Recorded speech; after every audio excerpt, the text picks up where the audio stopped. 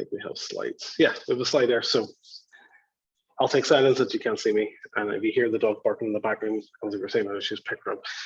So this is like a talk, but not a talk. It's about talking about talks. So like I like the title like Fear and Loathing in BelfastJS.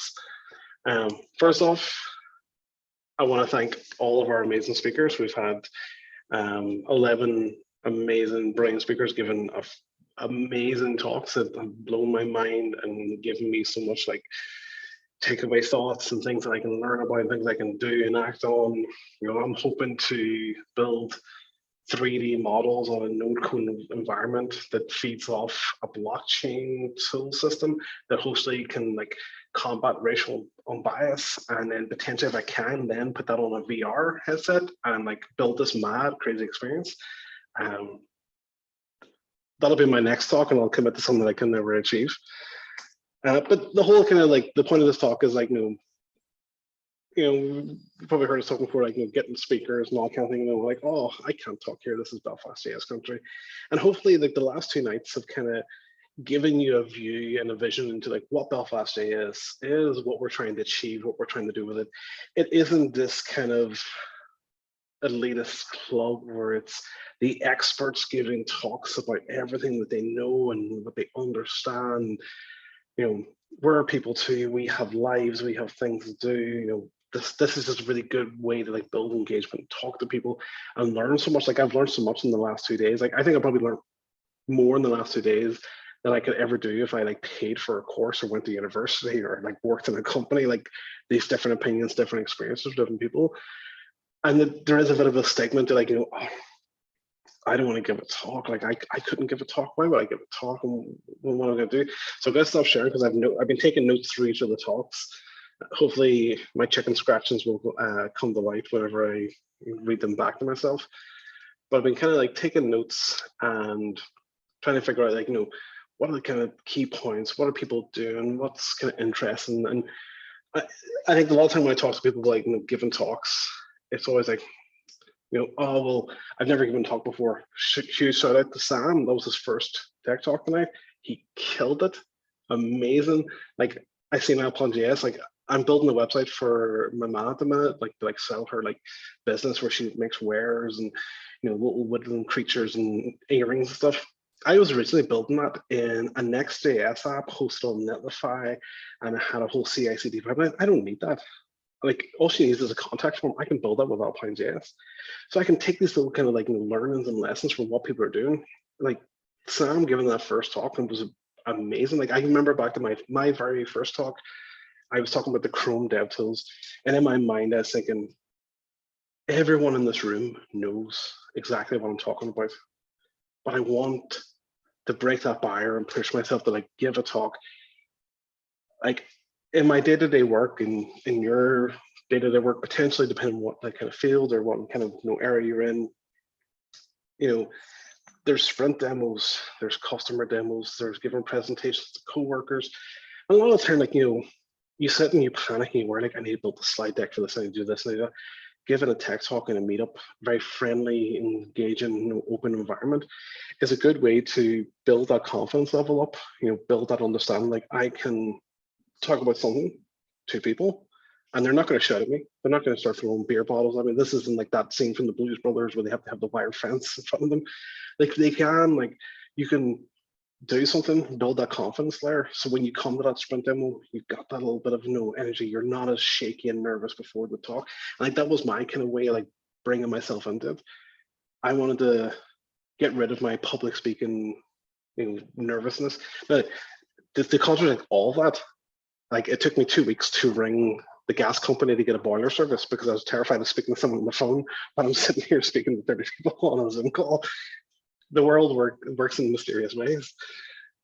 But I was like, well, like this is really awesome. And like we had other speakers who were like either first time or very brand new speakers. Like Louise was talking yesterday in her first talk. And it's like, your first talk doesn't have to be this like really in-depth, technical, detailed thing. It can be a story. So like bringing your personality to that talk, talking about yourself, talking about your journey. It's like obviously Louisa kind of talked through the Neil Buchanan, put a theme on it, talked about her journey. But then we also had, like, whenever Jim was talking today, like he was talking about his like progression through that like project and that experience. So, like, building the timeline is a nice way to kind of have an interaction, have something that kind of leads the people you're talking to. It gives you a structure, it gives you something to follow. I've used timelines in before in my talks, and it's a really good way to kind of understand what you're doing and what's going on. And, like, you know, having these like little small touches, these tiny little things that potentially can, you know, make the talk interesting, make it a little bit about yourself, putting a bit of personality into it. You know, like whenever Sarah was talking yesterday, she was talking about, like, you know, unconscious bias in applications. That's a very deep, interesting topic. And you want to, you know, bring people in, get them engaged in it. So take a use case. So she used Nextdoor as the example. Nextdoor is an application I use myself to listen to 100 people who have lost their dogs or their cats every day. For the pray that, like, maybe they'll tell me something interesting I actually care about. But like that was a recognizable name. I knew Nextdoor. I knew about the business. So having a use case about that got me engaged, got me interested. Like, yeah, okay, I'm interested in that. And then, okay, leading into the engagement thing, like, so, like, Nextdoor, I had heard of it before. Okay, I'm interested.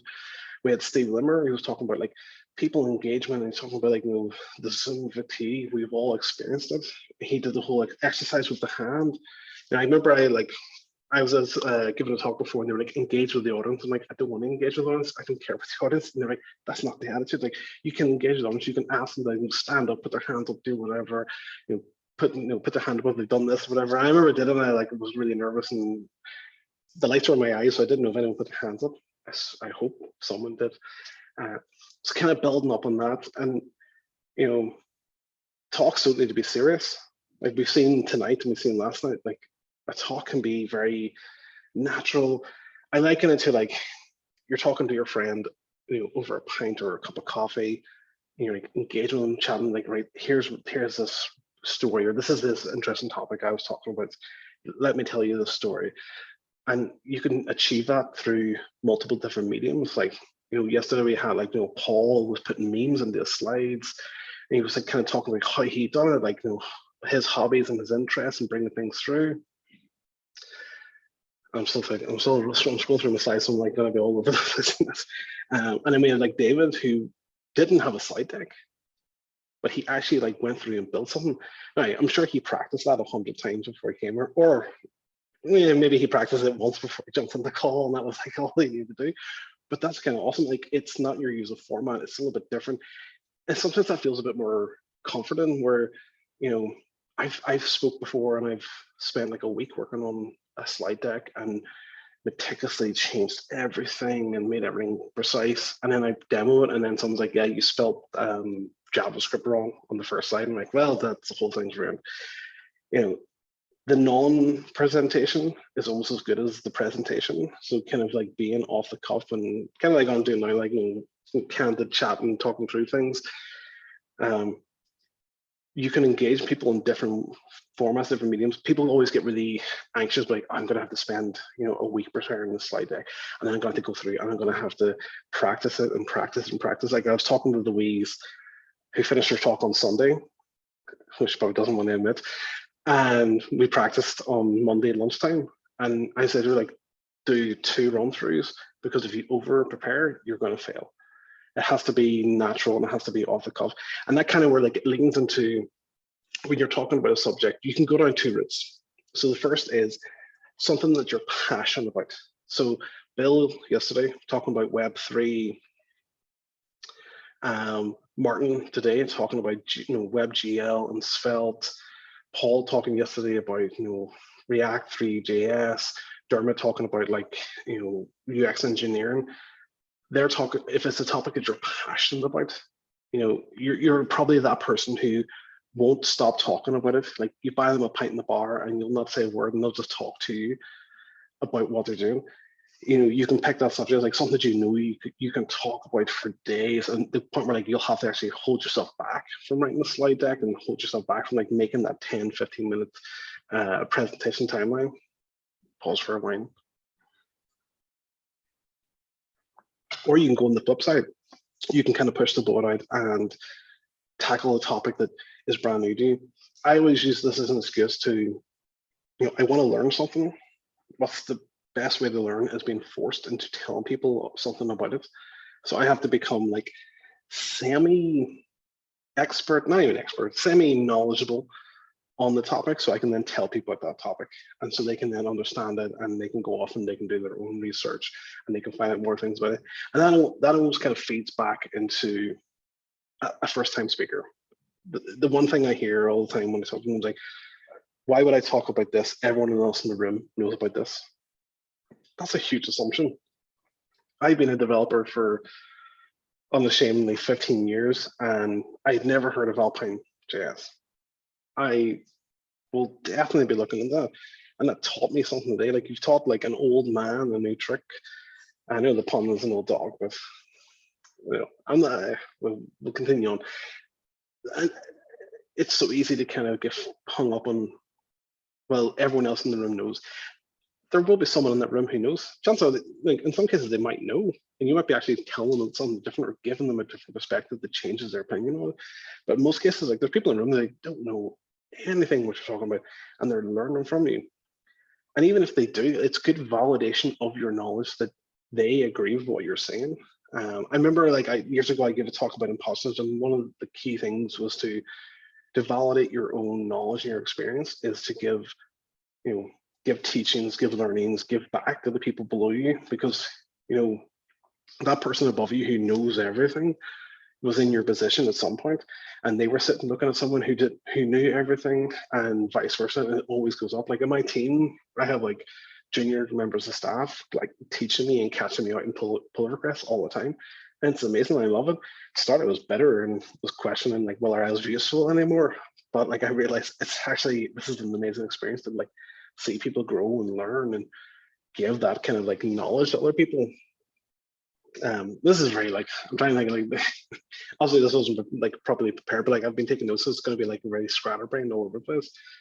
And when you're kind of coming to think about a talk, we kind of talk about like something that you're an expert in, something you were learning, and it's like, how do you bring something to that talk? So like in gyms today, like that was his final year project. That wasn't something brand new. It was something he'd done before, but it was an amazing story. It was a little journey of something that he could talk about and really engage. And like it's continuing on, which like we seen in the chat and for myself alone, like I want to buy that book. Like I want to see more books.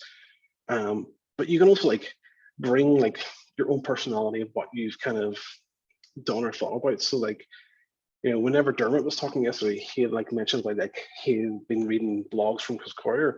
Like if you're in the web dev, you probably know who Chris Coyier is.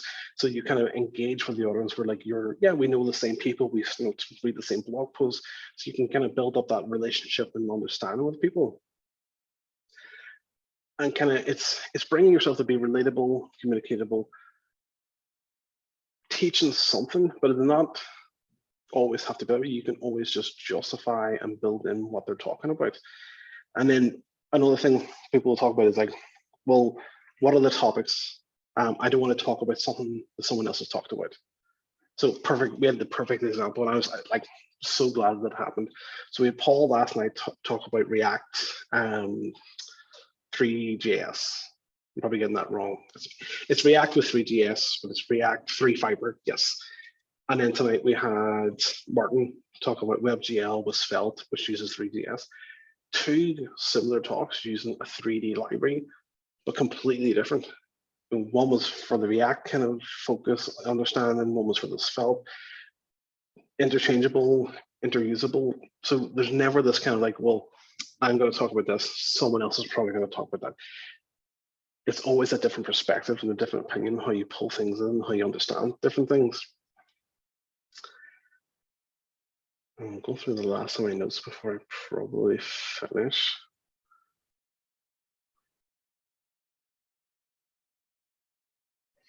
And this is where like I'm buffering. Yes, and then I think the last thing, and actually kind of reiterates back to a point we made earlier in the night, we're all doing this outside of work. And if you're getting paid during your work day to do this, like that's class, like that's amazing. Companies should be doing that and supporting people to give tech talks and that kind of stuff. But a lot of time this is our hobbies, and we have additional hobbies. find ways to mesh those hobbies and things. Like when Paul was talking about the wind speed app that he was building in Rust because he's like learning to fly. Like that's awesome. Like that's taking a hobby that you have and building an app and doing something with it. Like most of my side projects are just, that itch that I had to scratch, or that hobby that I had to like build an app for, because everyone has to build a website for anything, and it has to be buying domain names every day to like waste your money and never build those projects. But take those hobbies, take those interests. To you, it feels mundane and it feels like, oh yeah, no one else is interested in this, I'm interested. But you'd be surprised how interested other people can be when it comes to like what you're working on, what you're doing, and how you can turn that into some really interesting like project. That project then can then turn into a talk, and that talk can turn into an amazing night at BelfastJS. And I think I've talked for 5 or 10 minutes. I'm not too sure. I've also drank a lot of wine in the professional sense, though. So I think I'll end my talk there. If there's questions, if there's questions. If there's not, there's not. But thank you all. Bravo, good sir. No, I think probably all of us can relate to what Chris just said there. And I think that, you know, there were a few first time speakers with us over the past 2 nights, and myself not being a seasoned as much of a seasoned speaker as Mr. Chris is, I would say that, like, when I did it once, it was kind of one of those things that I was like, okay, like I can do this again. And now I'm a co-organizer of a meetup. It's kind of like, people are always as well afraid of the questions. So what I would bring to Chris is, what are your recommendations for people who withhold doing a presentation because of the fear of being asked questions about what they know?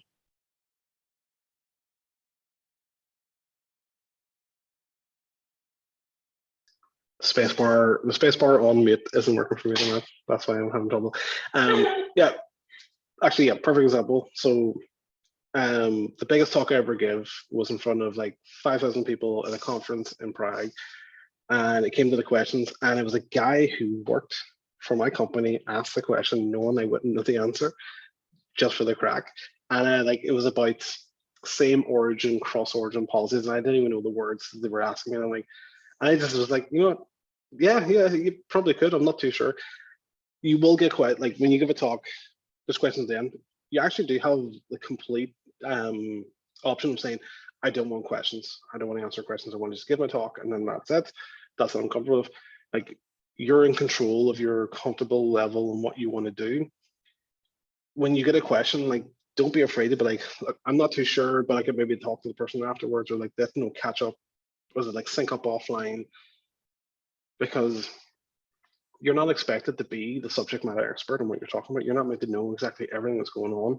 Like, I know there's questions I asked the people tonight, and I'm like, if you don't know, just say you don't know. Like, it's fine, or like give your best educated guess on it, and we'll see where it goes. And it's easy to like, if I try to Paul, like, right, who created Rust? I'm picking on him because he was the last talk. Yeah, exactly. He doesn't know. But he's not expected to know. He's giving a talk and like his experience with it. So it's your experience. So it's your answer. If you don't know, just say you don't know. Like we always say, like, and even in interviews, I'd respect someone more saying like I genuinely don't know than trying to like fumble some answer out of them. No, that's everything I also stand by. Because I think I actually commented into the chat, what we're trying to do with this sort of meetup is that it's not a lecture series, it's a sharing exercise. So, you know, people can be able to not know all of the answers, but just share something that they're interested in, point blank. Like, that's literally it.